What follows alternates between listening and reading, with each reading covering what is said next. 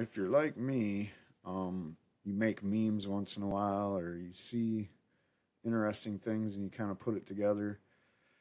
And I thought about this a long time ago. The only thing really dangerous about marijuana is the fact that it's illegal. I mean, here's something that's totally like not even dangerous whatsoever. It's not even really addictive. The only reason it has like intrinsic value more than just normal commodity level value is because it's in the black market for the most part. Um, so it's some kind of a commodity that's a hot ticket item.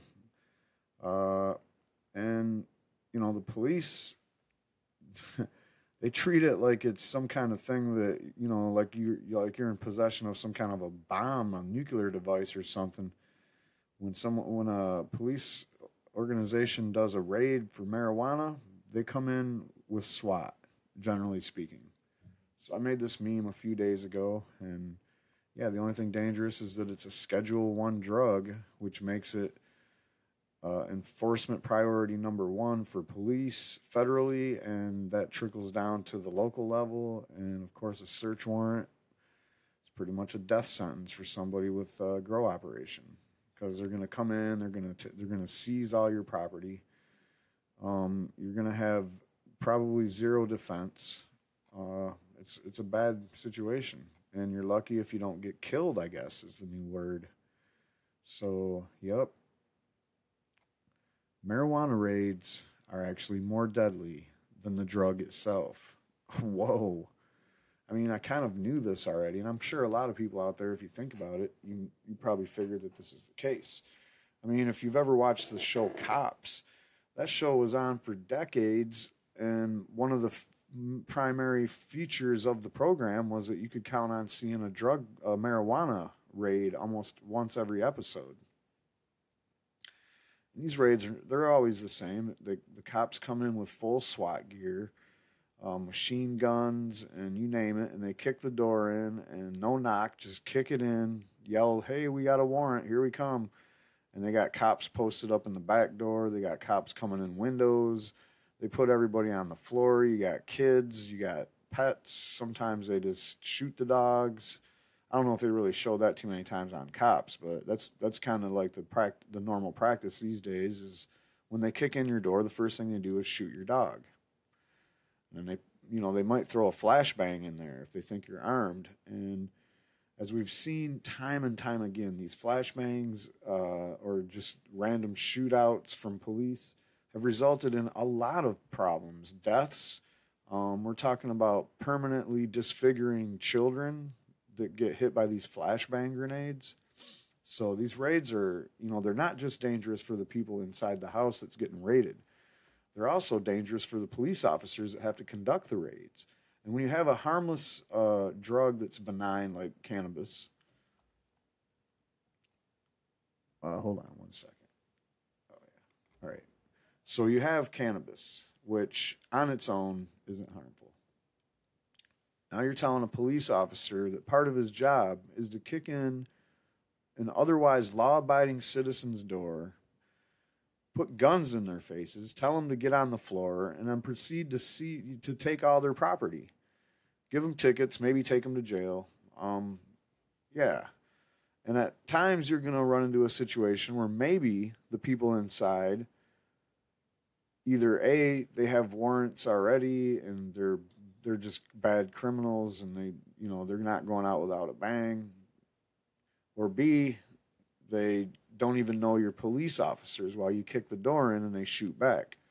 That happened. I think that might even have been mentioned in this story. Well, real quick, we'll look at this chart. So they did a look at 85 deadly SWAT raids that happened since 2010. This is a New York Times database that was analyzed by the Washington Post. I'm not a big fan of either of these publications these days. Maybe the New York Times a little bit more, but the Washington Post, I usually don't have any use for them, but they're the ones running the story. So 24 of these 85 were other crimes that the raid was conducted for. 20 of them were suspected marijuana sales or uncovered evidence of the drug. So, like, after they did the raid, they found this place was a marijuana house or whatever. And then 41 were suspected sale of other drugs, such as cocaine, crack, heroin, you name it. Because it seems like no matter what drug you sell, you're going to have some marijuana on you too because you're a black market seller. And marijuana is a hot ticket item in the black market, like I said before. Since 2010, at least 20 SWAT raids involving suspected marijuana dealers have turned deadly, according to data compiled by the New York Times. The list of fatalities includes small-time dealers and people who sold the occasional joint to a friend, as well as people suspected of dealing in more serious drugs like crack or meth, but who were found to be in possession of only marijuana after the fact. It also includes 4 police officers who were killed during the raids, intentionally or otherwise. The deadly raids are a reminder that an activity that's legal and celebrated in some states, which would be selling weed, can get you killed in others. The dead include, here's just a couple of stories and the ones that they know about. You have 29-year-old Jason Westcott of Tampa, who was shot and killed by police who stormed his home and observed him with a firearm. Westcott never fired his gun. The police uncovered a total of 0.2 grams of marijuana at the Westcott residence, not enough to fill a typical joint. I mean, you probably just scraped for that, or he rolled a joint and that's what was left over. I mean, that's literally nothing, man. 0.2 grams, come on. Then you have Trayvon Cole of Las Vegas, who was targeted for a raid after undercover officers purchased 1.8 ounces of the drug from him. Cole was unarmed and was shot and killed by an officer as he was trying to flush marijuana down a toilet. His family eventually received a $1.7 million settlement from the police. Now, I don't know if you know much about marijuana, but I know you probably know that toilets get clogged up pretty easy. So if he had an amount of marijuana that was really that big of a deal, he probably wouldn't be trying to flush it down the toilet because it would be way too apparently impossible to happen. Anybody would be able to tell. You know, if you have a serious amount of marijuana, you're not flushing it down a toilet. It's not really an option. So then we have Livonia Riggins, also of Tampa, who became the subject of a raid after undercover agents purchased marijuana from him on 3 occasions. Riggins was in bed at the time of the raid. He didn't respond to officers' demand, and when the officers moved towards him, Riggins made a quick movement. He was shot and killed. The raid turned out no firearms and a small amount of marijuana. Oh, boy. Yeah, you surprise and startle somebody when they're sleeping, and all of a sudden they're woken suddenly. Unbelievable. It's like they're trying to, hammer a little tiny paneling nail in with a sledgehammer, with a jackhammer. What is up with these marijuana raids being so militarized? Well, they're going to give you the same excuse every time. Oh, you never know what's going to happen. It's for the officer's safety, blah, blah, blah. So marijuana in itself is not a deadly substance. Quote, no death from overdose of marijuana has ever been reported, according to the DEA. But the deadly raids on suspected marijuana dealers underscore how drug enforcement can become a greater threat to life and safety than the drug use itself. And you're not, I mean, even more so than just marijuana. If you add up all the actual deaths from heroin and crack and meth, the ones that are also on Schedule 1, these deaths they don't match up to the amount of people dying from prescription pills. The number's closer to the amount of people that die from over-the-counter pills. So the Times data shows that drugs are the primary driver of SWAT raids that turn deadly. Of course, drugs are always the primary driver of those kind of raids because they come in like it's a war zone. They come in with machine guns and bulletproof vests, throwing flash grenades and tear gas and whatnot. So of course they're the ones that are gonna be the dangerous ones. If they're just going to pick up somebody for a warrant, they go at like 9 in the morning when everybody's still sleeping and knock on the door and ask the person that answers the door politely if the person's there.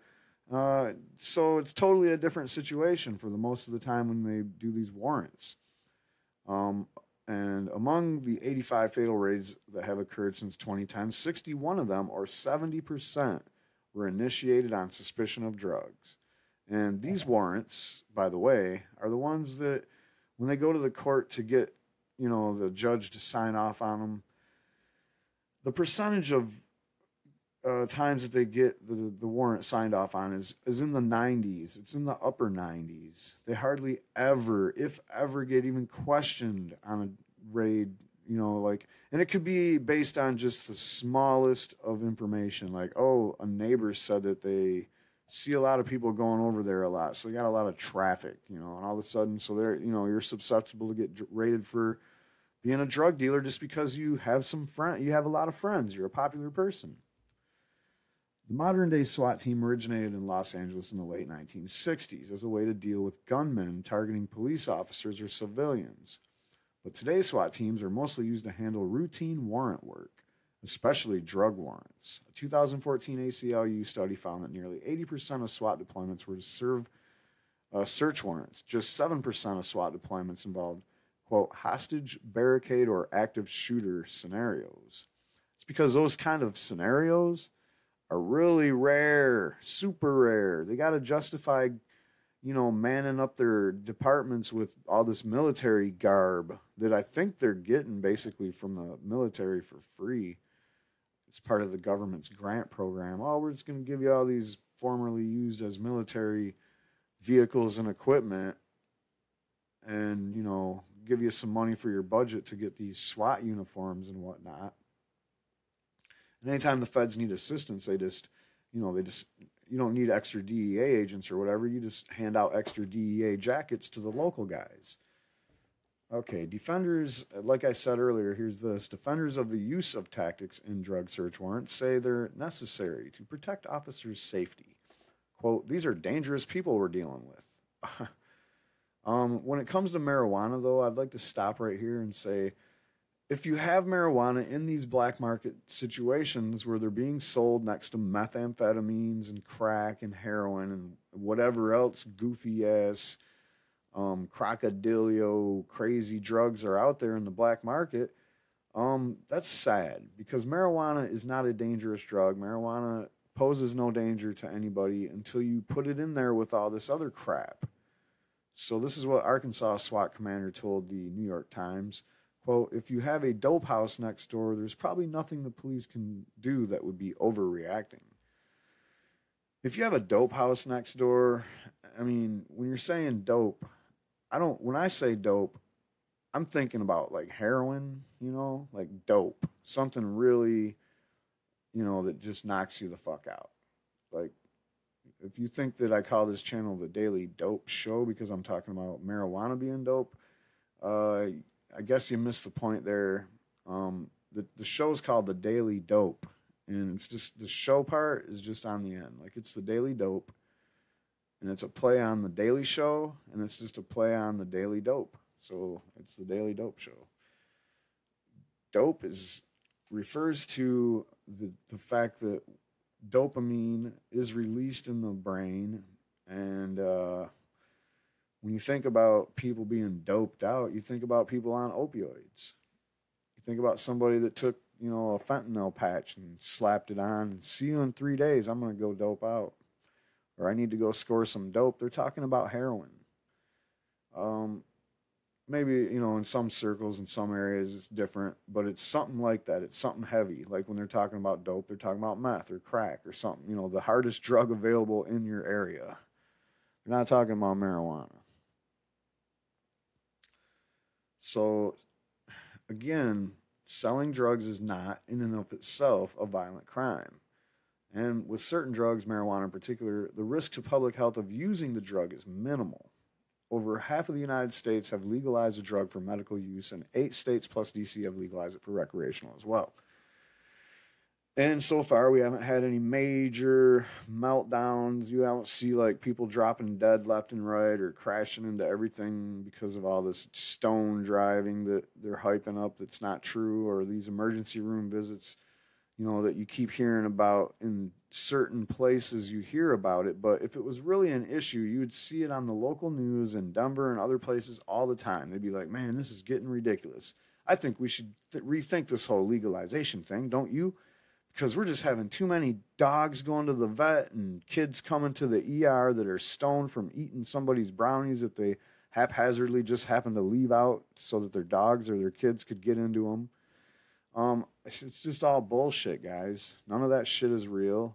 The statistics are very small numbers of people doing this emergency room / vet room visit with their pets or their kids. Because people that use marijuana, generally speaking, are smart.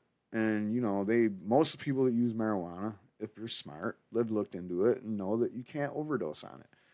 And I'm going to tackle this other one, too. I keep seeing more and more hype about marijuana and some kind of marijuana toxicity. Whoa, what's that? Apparently, your pet can consume too much marijuana and die. I think I did mention this before in a story, but it's regaining popularity in the intellectual circles that write marijuana stories out there. I mean, and if you're a pro-marijuana writer, please stay away from this kind of stuff unless you're criticizing it, because there's no science to back this garbage up. Just like humans, dogs and cats and all the other animals that have spines have a endocannabinoid system. That means hard tissue and soft tissue all the way down to your blood drops have cannabinoid receptors. So come on, don't tell me this shit is toxic. It's not toxic to people. It's not toxic to dogs. So we don't have violent crimes around it. We have violent crimes around black markets all the time. Black markets by nature are violent. It's like a thug system. Marijuana don't belong in that. All right, back to the article. I want to get over this. But while nobody overdosed on marijuana ever, police are still killing people for it and occasionally being killed themselves. In 2013, a SWAT team in rural Texas conducted a pre-dawn raid on the home of Henry McGee, who an informant said was growing 12 marijuana plants in his house. God forbid.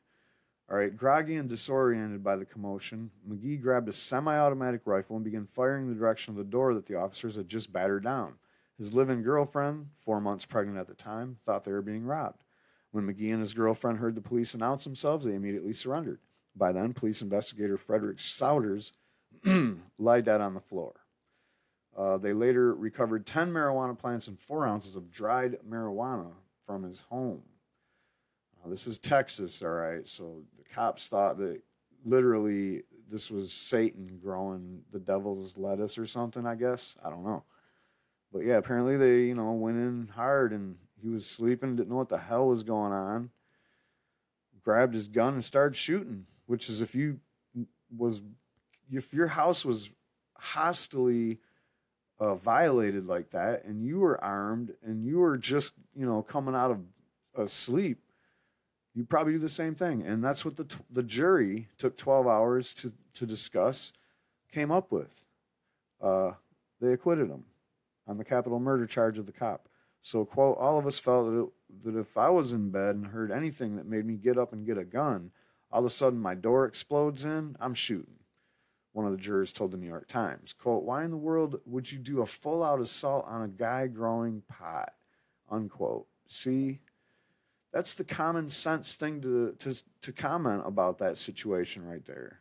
The police didn't use common sense. They didn't exercise any kind of premeditated cognitive thinking this through. You're just going to kick. Why don't you try to get the attention of the person inside before kicking the door in? What's the big deal about surprising people? Are you afraid that they're going to grab their gun and just start shooting you before you even open the door if you try knocking first? I don't understand these tactics, all right? Police officers think they can just come and just, like it's a military operation in Mosul or something, or Mosul, or however you say that. Like you're just going to kick in there, clear the building, like this is like a hostage situation going on or something. You wouldn't even do that in a hostage situation. Now, when you're doing these raids, you got to understand there might be children in there. That happens all the time. Kids are always getting caught up in these raids. And that's it, guys.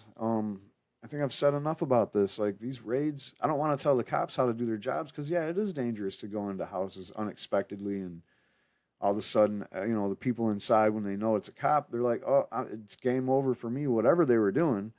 So there's always a chance that maybe for them, the next option that's better than going to jail is to start trying to shoot his way out of it or death by cop, whatever you want to say. Whew, this is all really scary stuff, man. Like, and the thing about it is it doesn't have to be this way with marijuana. Now, you're saying you had all these raids and 80% of them or whatever was marijuana related. Or drug related in general. I don't know, a certain amount of them were marijuana related, like 25% of them. That's still a lot. And if it was marijuana only, holy smokes, can't you just like make a phone call or whatever? Like, hey, we're going to come over and raid your house because it's a grow operation. Tell them, we'll be there in like 10 minutes. So whatever, you can throw your plants away if you want, but we're going to get there and we're going to find what we find. We're going to get you. You might get a little slightly less evidence. They're not going to flush 12 plants down the toilet. But what does happen is that nobody dies. All right. No police officers die.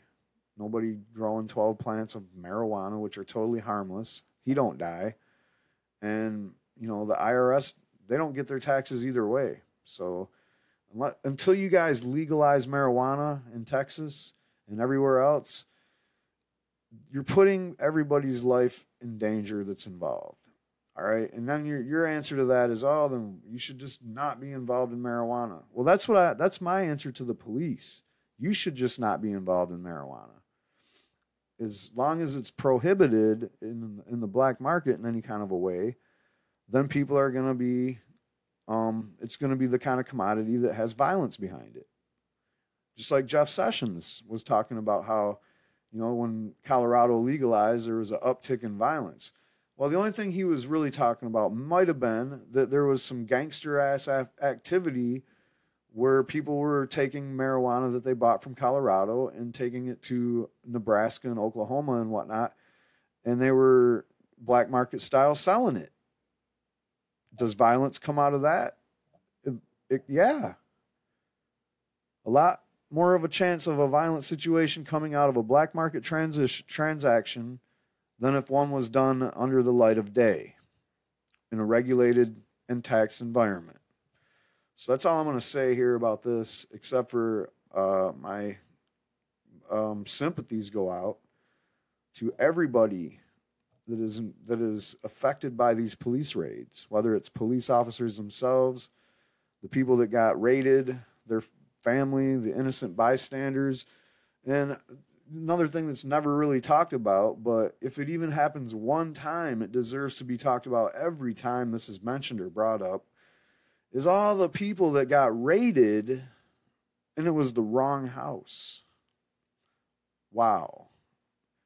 I mean, I read a story last year about some couple in Miami that got raided. Wrong house. They were in their 80s. And this is the third time that happened to that couple. I think it had something to do with their name, their last name or something. I don't know. Anyway, if you like what I'm doing, like it, subscribe it, share it, and thank you. We're almost at 500 subscribers. Wow. I probably will, make another video and we'll already be past 500 because it seems like my channel is growing, and I guess that's the only motivation I need right now to keep doing this. There's definitely no shortage of these stories coming in, so things keep happening. I'm going to keep reporting on it. Look out for the next weekly podcast coming up in a couple days. Peace.